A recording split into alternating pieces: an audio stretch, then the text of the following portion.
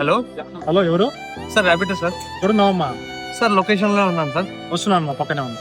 Okay sir. నిజమా కలా నిజమా కలా నీ ఊహలే